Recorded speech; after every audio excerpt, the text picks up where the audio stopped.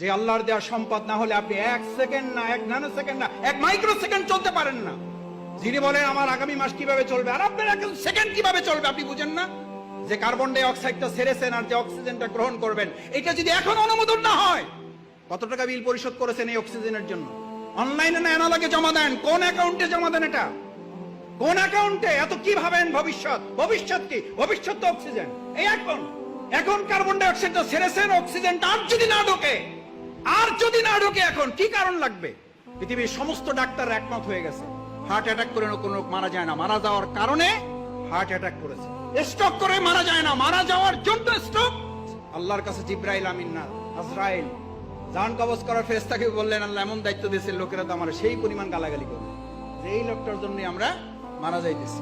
আল্লাহ তাআলা বলেন, তোমার কোনো অসুবিধা নেই, ব্যবস্থা করে দেবো।